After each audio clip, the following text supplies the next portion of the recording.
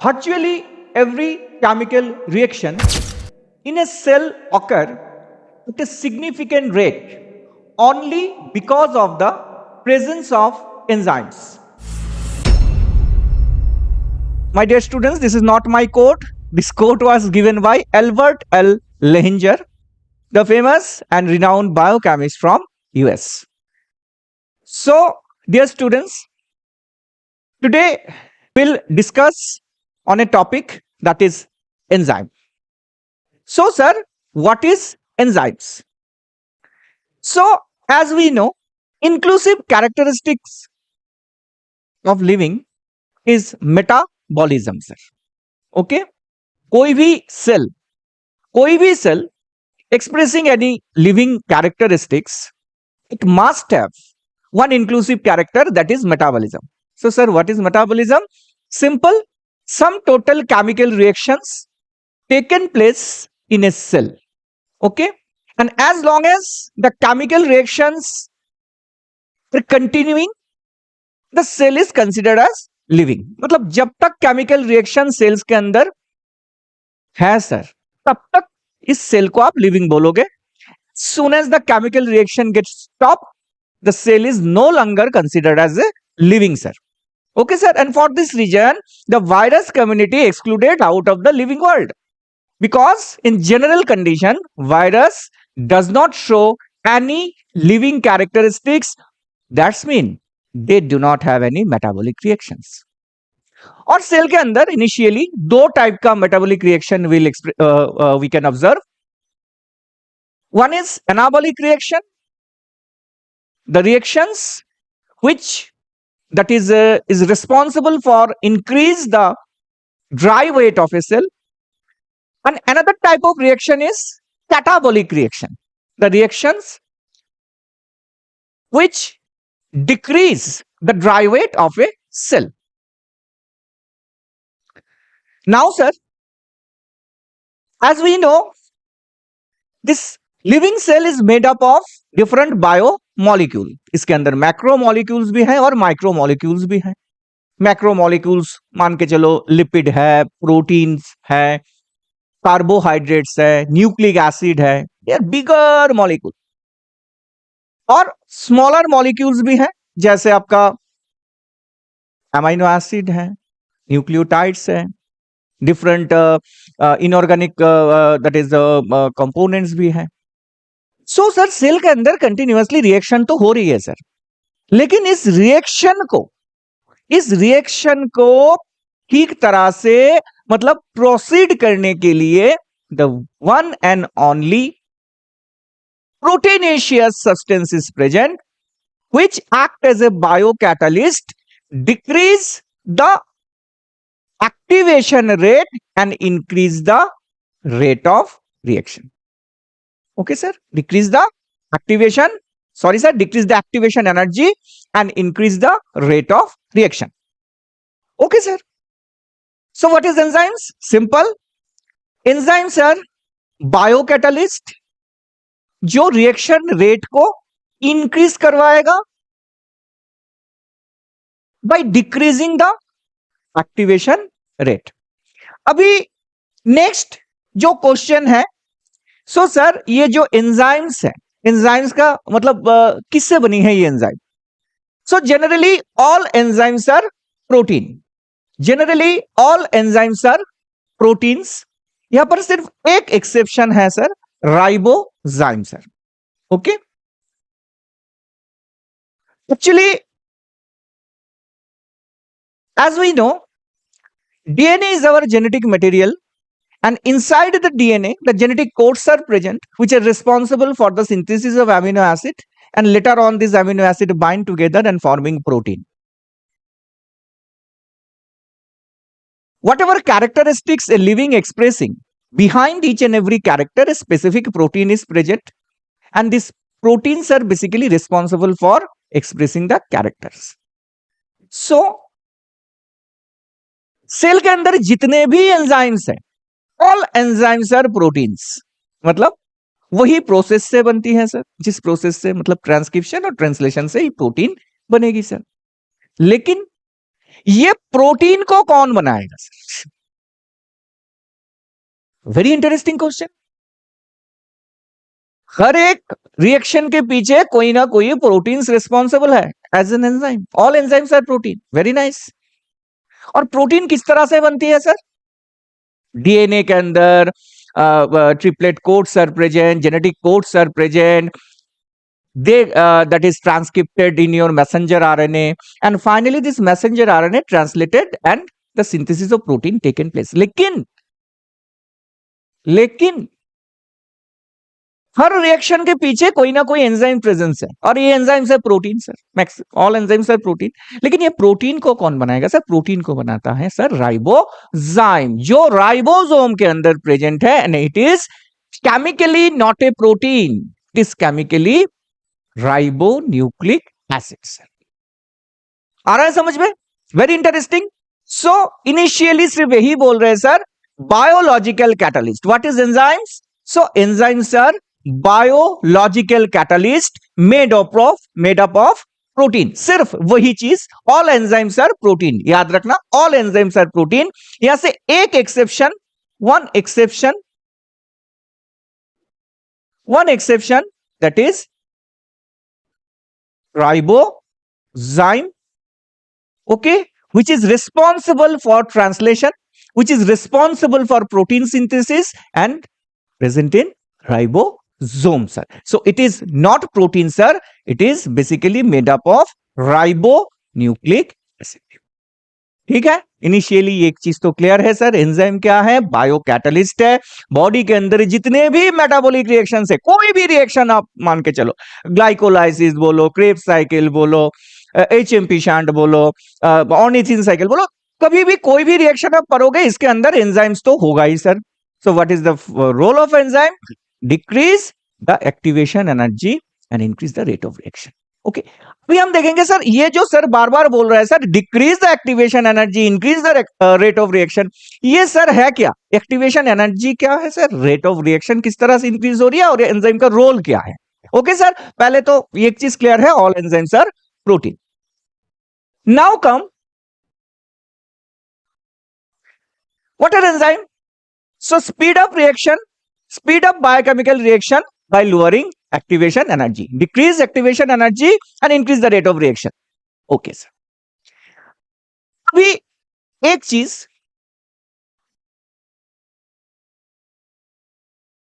Sir ये activation energy क्या है? सिंपली, अगर सिंपली हम लोग एक्सप्लेन करेंगे सर, एक्टिवेशन एनर्जी क्या है, इसके लिए थोड़ा बहुत मुझे बोलना होगा।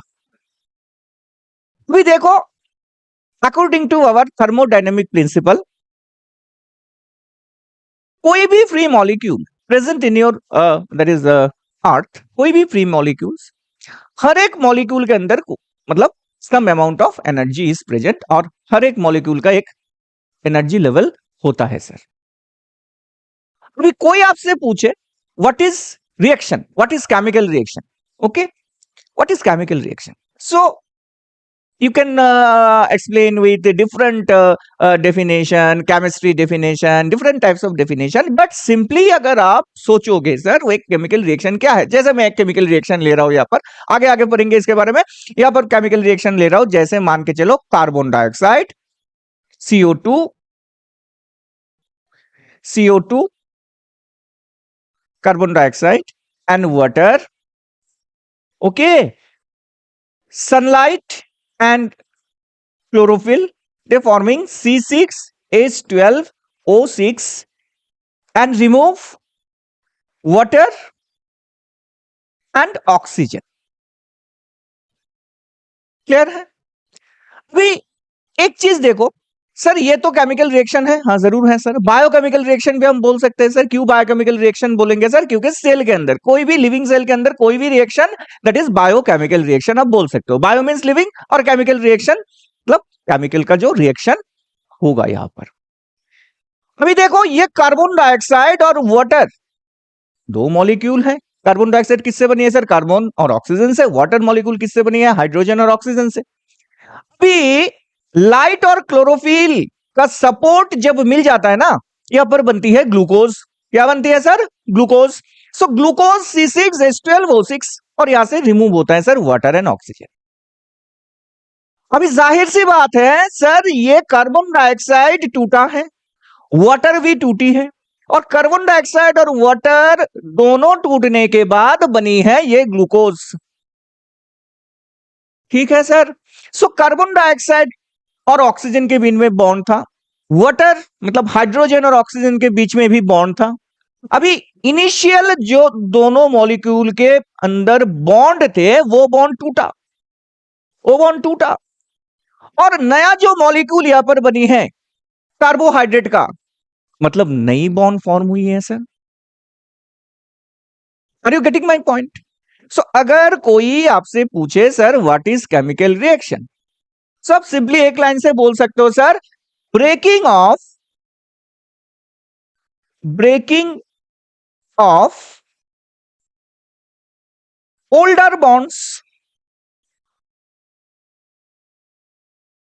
and creation of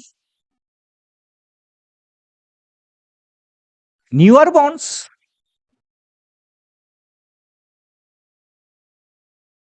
ठीक है सर, सिंपली आप एक ही लाइन से केमिकल रिएक्शन को एक्सप्लेन कर सकते हो सर। कोई भी केमिकल रिएक्शन हो जो मतलब इनिशियल जो बॉन्ड था मॉलिक्यूल्स के अंदर वो ब्रेक होगा और नया बॉन्ड फॉर्म होगी, और नया बॉन्ड जब फॉर्म होगा नया प्रोडक्ट भी यहां पर फॉर्म हो रही है sir. Are you getting my point? So अभी आप पूछ सकते हो सर एंजाइम का रोल क्या है यहां पर, तो ऐसे ही हो रहा है केमिकल रिएक्शन। और भी एक केमिकल रिएक्शन आप ले सकते हो, जैसे मान के चलो हमने यहां पर ली carbon dioxide and water. Okay, carbon dioxide and water, यहां से आपका बनेगा H2CO3। ठीक है। So sir without enzyme reaction हो सकता है सर? विदाउट एंजाइम रिएक्शन हो सकता है, हाँ जरूर हो सकता है सर रिएक्शन, कोई दिक्कत वाली बात नहीं है, विदाउट एंजाइम भी हो सकता है रिएक्शन। जैसे यहां पर कार्बन डाइऑक्साइड और water they can form H2CO3, लेकिन अगर यहां पर एंजाइम एब्सेंट है सर, सो ये रिएक्शन जो होगा ना बहुत स्लोअर रेट में होगा, बहुत बहुत बहुत बहुत स्लोअर रेट में होगा। ठीक है। और बॉडी के अंदर कोई भी रिएक्शन अगर बहुत स्लो चल रही है ना, तो सेल का जो सर्वाइवल कैपेसिटी है वो प्रॉब्लम में आ जाएगी sir. So for this reason कोई भी रिएक्शन, कोई भी बायोकेमिकल रिएक्शन सेल के अंदर चल रही है ना, उसका एक्सेलरेशन जरूरी है सर। अभी मान के चलो ये कार्बन डाइऑक्साइड और water without enzyme can form H2CO3, लेकिन अगर यहां पर आप कार्बोनिक एनहाइड्रेज एंजाइम को यूज करोगे ना, रेट जो है reaction rate it will elevated sir. Okay, as a result short period of time maximum product will get। So for this reason we are considering enzyme as a biocatalyst। और एक चीज याद रखना, after forming product enzyme will release out and after reaction enzymes के अंदर कोई भी changes नहीं आएगा सर। आ रहा है समझ में? अभी हम डिस्कस कर रहे हैं सर एक्टिवेशन एनर्जी क्या है।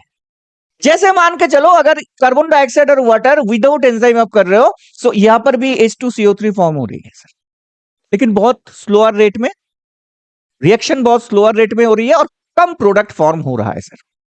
मतलब एक्टिवेशन एनर्जी मतलब कोई भी मॉलिक्यूल को ग्राउंड स्टेट से उस स्टेट में ले जाना होगा जिस स्टेट में जाके उसका ओल्डर बॉन्ड टूटती है सर और न्यूअर बॉन्ड फॉर्म होती है सर।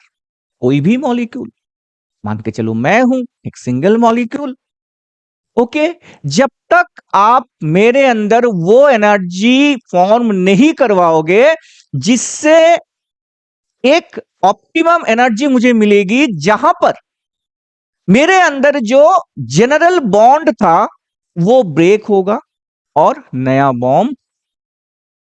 बॉन्ड फॉर्म होगी sir. Okay, so what is activation energy? Now will discuss what is activation energy. So activation energy is the minimum amount of energy needed to start a chemical reaction. ठीक है, कोई भी chemical reaction start होने के लिए sir एक minimum amount of energy आपको चाहिए, जिसे आप एक्टिवेशन एनर्जी बोल सकते हो सर। जिसे आप क्या बोल सकते हो सर? Activation energy. ठीक है, एक सिंपल थिंग, यहां पर मैंने वुड का भी एक एग्जांपल बाद में दूंगा, वुड का एग्जांपल, फिलहाल एक सिंपल चीज देखो। सपोज मान के चलो कोई भी रिएक्शन, सपोज मैंने यहां पर ले रहा हूं सर एक हाइपोथेटिकल रिएक्शन ए।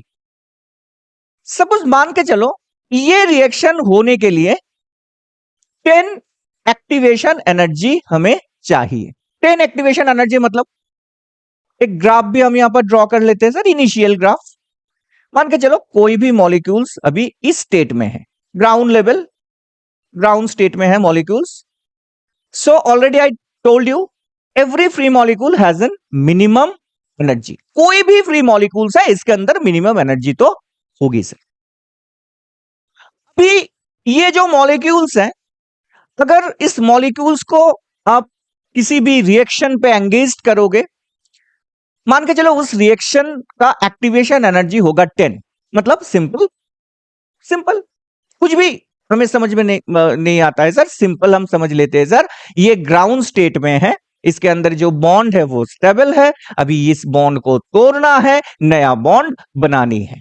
और ये स्टेबल स्टेट से पुराने जो बॉन्ड है, ओरिजिनल जो बॉन्ड है, उसे हम तोड़ेंगे सर और नया बॉन्ड बनाएंगे। और इसके लिए इस रिएक्शन में 10 unit energy require. Clear sir? 10 unit energy require, which energy what help for breaking the older bond and creation of newer bonds। अभी मान के चलो यहां पर मॉलिक्यूल्स है, यहां पर मॉलिक्यूल्स है, okay, I have taken 1 2 3 4 5 6 7 molecules. मान के चलो यहां पर सिर्फ दो ही मॉलिक्यूल जिसके अंदर 10 यूनिट ऑफ एनर्जी प्रेजेंट, कुछ मॉलिक्यूल्स के अंदर 7 है, कुछ मॉलिक्यूल्स के अंदर 5 है और कुछ मॉलिक्यूल्स के अंदर 3 है। ठीक है, विदाउट एंजाइम। अभी ये मॉलिक्यूल्स विदाउट एंजाइम कोई रिएक्शन को मतलब अंजाम देने जा रहा है सर। सो रिएक्शन का जो ऑप्टिमम मतलब एनर्जी चाहिए आपका 10 unit. So how many molecule will participate in this reaction? So here some molecule carry 10 unit energy, some molecule carry 7 unit energy, some molecule carry 5 unit energy, and some molecule carries 3 unit energy, sir. So how many molecule will participate? Only two molecules will participate in this reaction, because only two molecules carrying the optimum energy, that's mean 10 unit of energy for this region. Only two molecules participate in this reaction, and only the product formation is two product. Clear? Now ये जो अभी मैंने बोला हूं without enzyme, अभी यहां पर अगर आप एंजाइम ऐड करोगे तो रिएक्शन के अंदर चेंजेस क्या आएगी सर? रिएक्शन के अंदर सिंपल चेंज आएगा। भी एंजाइम ये जो इनिशियल जो रिएक्शन एनर्जी है, this is initial energy, this is initial energy, यहां से 10 एक्टिवेशन एनर्जी, 10 एक्टिवेशन एनर्जी मान के चलो, और यहां से बन रही है आपका प्रोडक्ट। ठीक है, from ground to optimum level where older bond broken down and newer bond formed and product formed. So here only two molecule participate and two product get formed. अभी यहां पर अगर आप एंजाइम को ऐड करोगे, when you add enzyme here, so what enzyme will do? Enzyme decrease the activation energy। मान के चलो एंजाइम ने यहां पर एक्टिवेशन एनर्जी को डिक्रीज करके 3 यूनिट एनर्जी पे व्हाट इसे सेटल कर दिया है अभी। सो अभी अगर 3 यूनिट एनर्जी पे सेटल्ड है, so how many molecule will participate? All the molecules, मतलब 1 2 3 4 5 6 7 molecule will participate and product rate also what? Increase. ठीक है, सो पहले जो विदाउट एंजाइम था यहां पर, पहले जो यहां पर विदाउट एंजाइम था, द एक्टिवेशन एनर्जी इज 10। भी जब आपने एंजाइम को यहां पर ऐड की तो एंजाइम ने क्या किया सर, एक्टिवेशन एनर्जी को लोअर कर दिया। तो अभी विथ एंजाइम जो एक्टिवेशन एनर्जी है वो है टी। सिंपल प्रोसेस, कोई दिक्कत वाली बात नहीं है sir, very very simple process. What is the role of enzyme?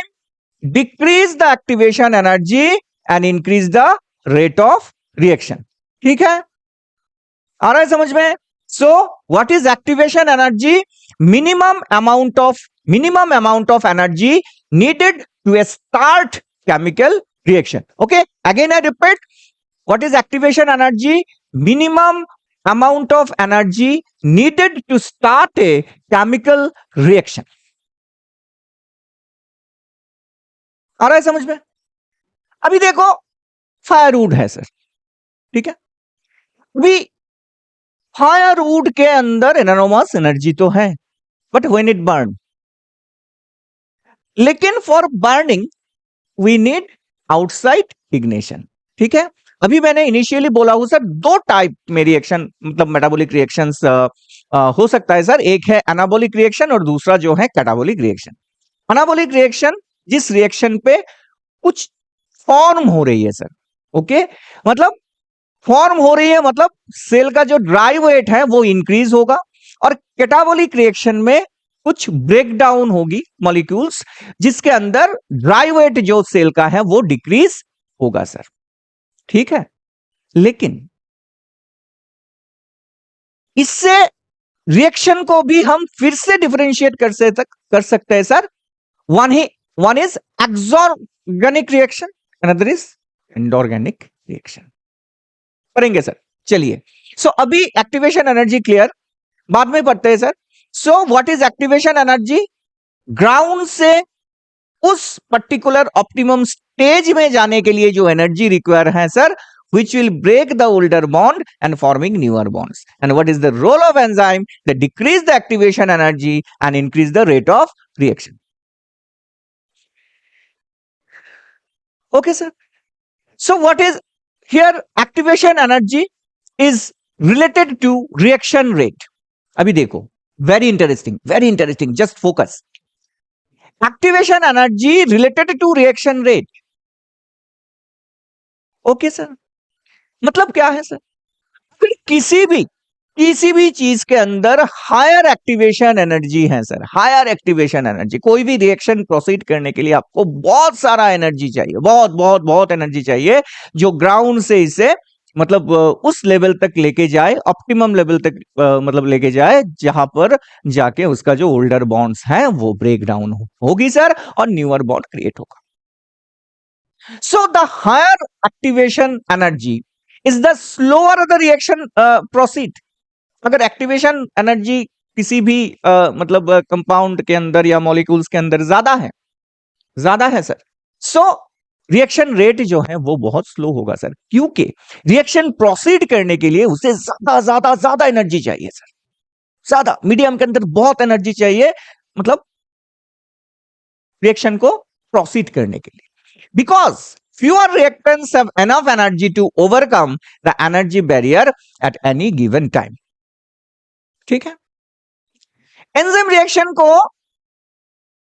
आप मतलब एंजाइम के जो रोल है इसको आप वेरी मतलब फनी तरीके से भी एक्सप्रेस कर सकते हो। इसे हम लोग बोलते हैं sir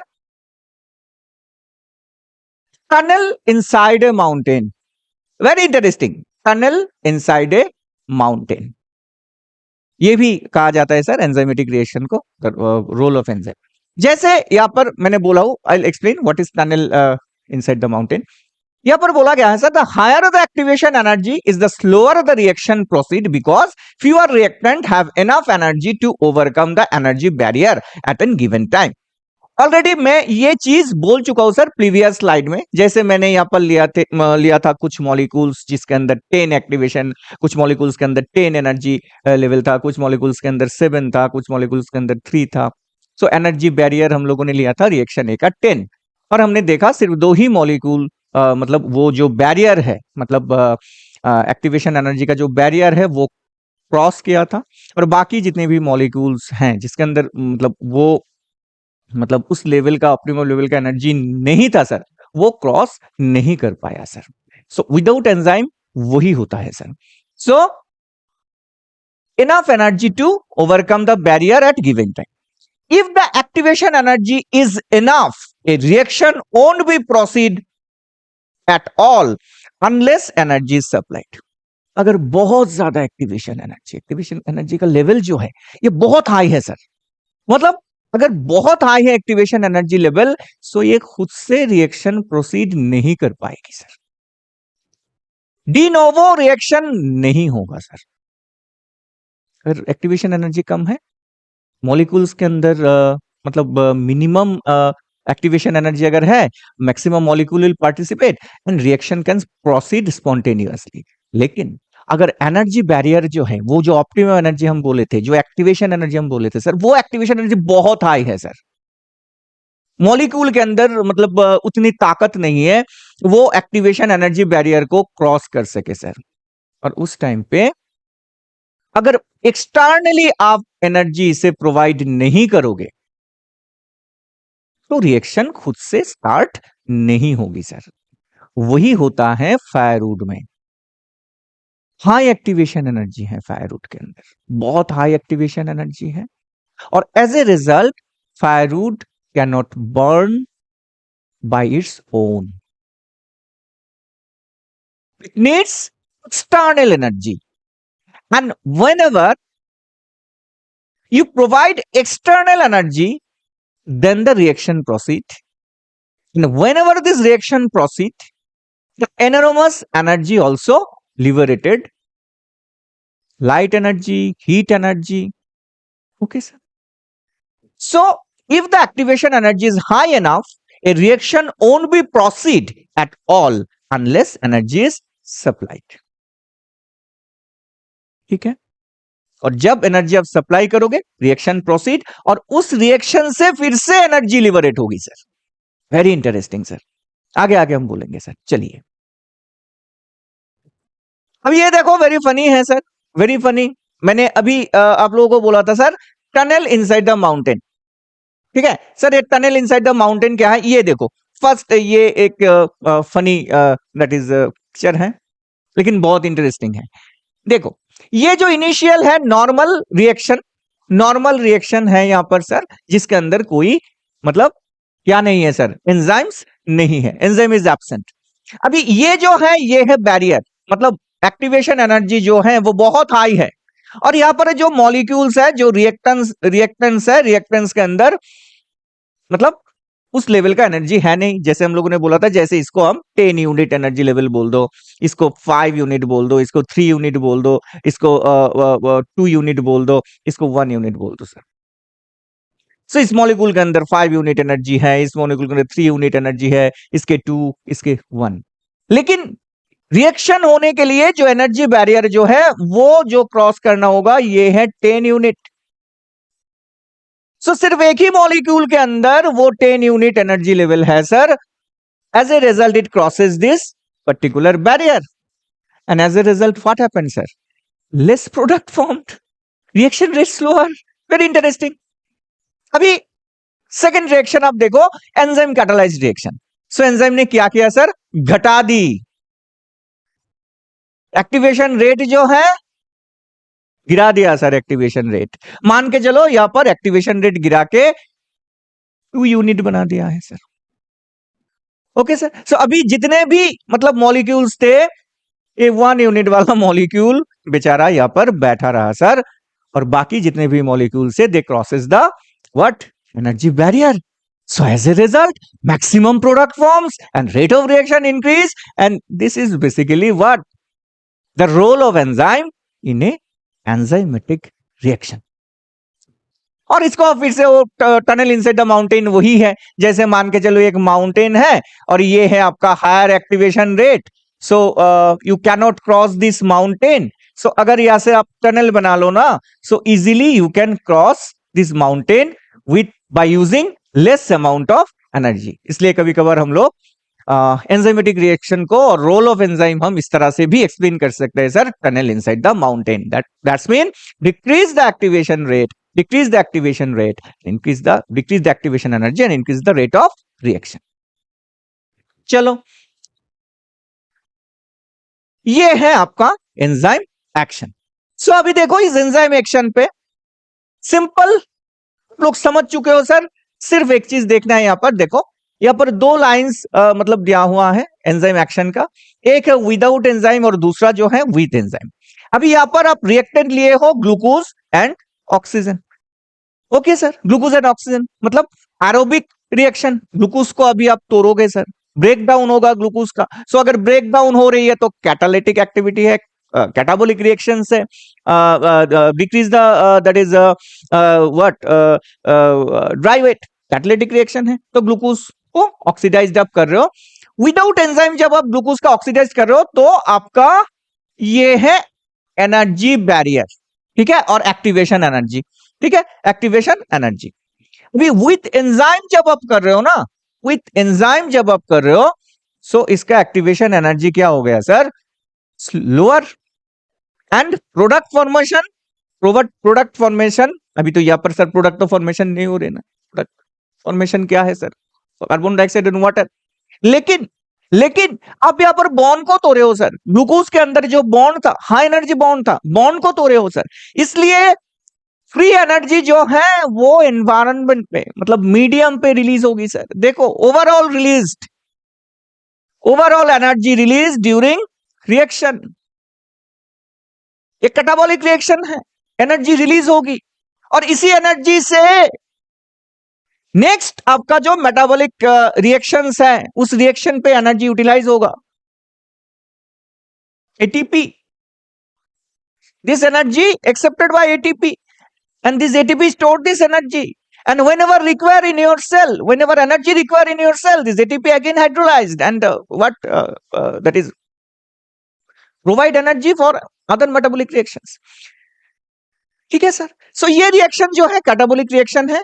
without enzyme activation energy बहुत हाई है सर, एक्टिवेशन एनर्जी बहुत high, less amount of product. और with enzyme activation energy is lower and product is more. लेकिन ये रिएक्शन जो है ये anabolic sorry sir catabolic reaction है. एज ए रिजल्ट इससे एनर्जी रिलीज होगी सर.